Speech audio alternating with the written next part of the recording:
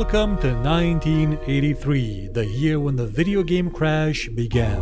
The causes of this event have been detailed in previous shows, a combination of Atari losing a lot of talent, not focusing on quality, lack of innovation in the console market, the spread of home computers, and the rise of third-party publishers, not all as well-meaning as Activision. The market was saturated with a lot of bad games that looked the same and no one wanted to buy them. And since the market was for the most part made up of the Atari platform, when it floundered, it all fell down. The ColecoVision, the Odyssey 2, the Intellivision, and all the other smaller consoles had no chance of surviving the fallout, or the companies that made them. This effectively ended the gaming console industry in the USA in terms of production. Over the next 3 years, the market would shrink by about 30 times, going from around $3 billion a year to at best $100 million. It would be almost 20 years before an American company would produce a successful console, and in that time, Japan took over. It began with the Famicom. Released by Nintendo in 1983, it was meant as a home computer built on a modified version of the MOS technology 6502 processor. It had a keyboard add-on that would let people use various types of software and even build their own. But gaming was definitely at the forefront of this machine. The Famicom coming with ports of Donkey Kong, Donkey Kong Jr., and Popeye, the game that Nintendo initially wanted to make instead of Donkey Kong but couldn't because of the rights. Now it had them. The Famicom was a big success in Japan, selling over 2 million units over the course of the next few years, outselling the competition, which at the time was mostly the Sega SG-1000 gaming console and its home computer variant, the SG-3000, which was almost the same thing but with a keyboard. The video game crash means that you won't be seeing many console games in the show for the next few weeks, but that doesn't mean that there weren't any games being made at this time, because the home computer market wasn't affected by the crash, it flourished. It was one of the factors that helped push the console market down the drain, especially with the release of the Apple IIe in the USA, the MSX in Japan. You could even count the Russian AGAT computer, though I can't vouch for how many games were run on it back then, and we also got the first major system to use a GUI, a graphic user interface, and mouse controls, inspired in part by the one we saw years and years ago on the Xerox Alto. That computer was Apple's Lisa, a resounding failure, barely selling over 100,000 units when the Commodore 64, the Apple II, and the ZX Spectrum were selling in the millions. Those were not the only novelties in the world of technology at the time. We had the release of the MIDI specification, which ushered in a new age of digital music that will forever be identified with the 80s. We had the adoption of the TCP/IP standard by ARPANET,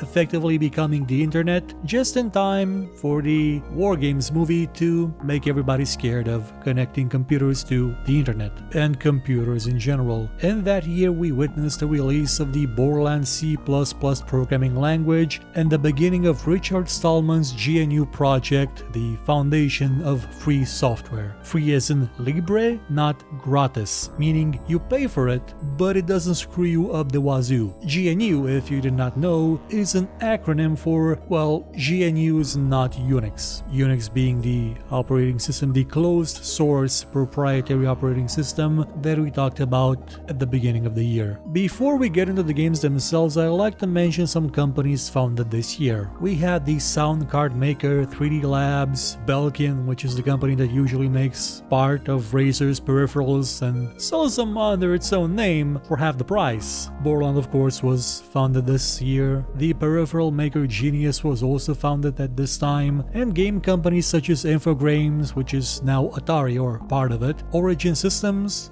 Interplay, and Spectrum Holobyte. So, now that the console game market has died, what were people playing? Well, on the arcades, Nintendo released Mario Bros., the original turtle-abusing adventure of the brothers 2, both being named at this time as Mario and Luigi. Nintendo continued with another knockout hit in the form of the boxing game Punch-Out! That aimed to give the player a better sense of being in actual combat by putting them right in front of the enemy instead of using a top-down perspective like most most other combat games of the time. Midway brought us Spy Hunter, designed by George Gomez and Tom Leon, where you'd race around highways, chasing down enemy cars, blowing them off the road, and avoiding civilian casualties if possible. Atari was still doing well in the arcade front, releasing hits like Star Wars, a game that aimed to recreate the space battles of the first movie using vector graphics, digitized voices, and a trench run that will leave people wanting more, but they really wouldn't be able to scratch that itch that much for another decade.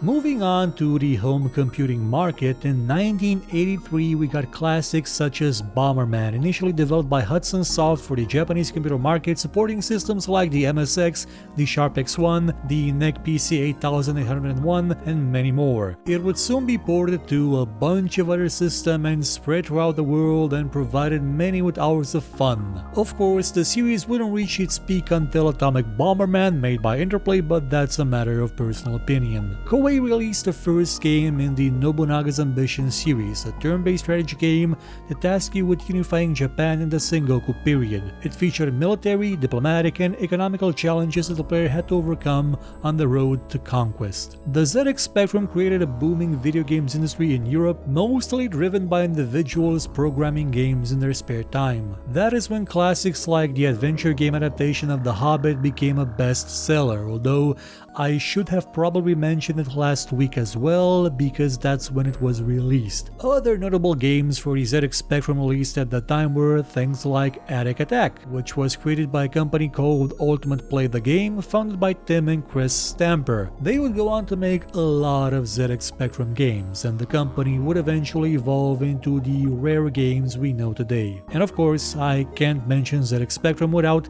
reminding people that the real-time tactics game Stonkers was released this year, leading to the joke, well, I don't know what this game is, but I know it's not Stonkers. It's funnier if you had a ZX Spectrum, I guess.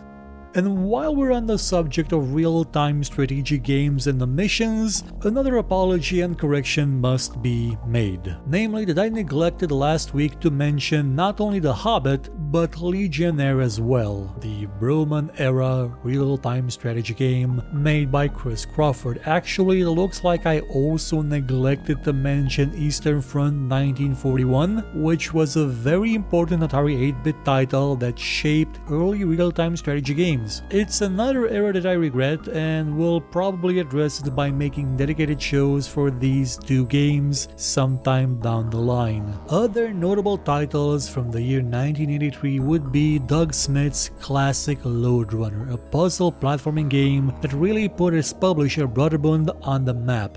We got the classic multiplayer game Mule, made by Ozark Software, designed by Daniel Buntonberry and published by Electronic Arts itself. It was a game that tasked you with developing a colony on a planet called Arata, along with 3 other people or AI-controlled bots, where you were supposed to cooperate to make a prosperous colony, but at the same time you had to do your best to out-profit everybody and monopolize as many resources as possible. And of course, that's when we got Origin Systems' first game, Ultima 3 Exodus. Being tired of the way publishers were treating him, Richard Garriott enlisted his family to help set up and run a company that would soon be worth millions. The game itself pushed the envelope even further than the previous ones, replacing simplistic enemy representations with animated ones, raising the number of characters that you could control from just 1 to a party of 4, adding a tactical combat mode, line of sight on the world map, and many more features. It was a huge success and managed to spark some outrage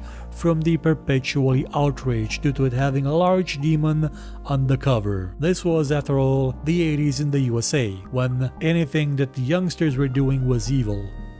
As for what was the game of 1983, well, that would be Dragon's Lair, released for the arcades by Cinematronic and created by the likes of former Disney animator Don Bluth. This was a marvel to behold in its time. A full motion video game running off a laserdisc, displaying high quality video, giving players the impression that every other video game looked horrible by comparison. Yes, the base gameplay was very simplistic, simply choosing an action and then probably dying as the game played out a video sequence, with the result salt, but it was an easy enough concept for people to understand and greatly enjoy. Because of it, because of how successful it was, full motion video became a standard towards which the entire gaming industry would aspire for many years. Though it would still take some time before home computers or consoles could support games based on this concept because of limited storage capabilities, but once they did, it turned into a new genre, not just a one-off, not just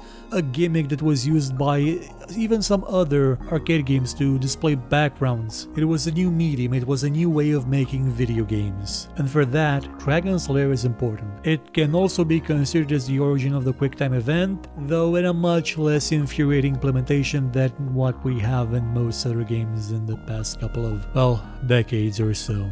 To close out the year 1983, I also have to mention that this was the year when Computer Chronicles first aired on the American Public Broadcasting Service. This was a TV show focusing on computers and technology that was developed and hosted by Stuart Chaffee and Gary Kildall, the same Gary Kildall that developed the CP/M operating system. The show is notable for having run from 1983 up until 2002, and every episode can be seen for free on the Internet Archive or YouTube, depending on where you find them best. It is a treasure trove to those who want to see the evolution of technology, how it went from simple GUI interfaces to everything we have today. Thus, we reach the end of 1983. Next week, we're going to talk a bit about literature, but not for the reason you may think.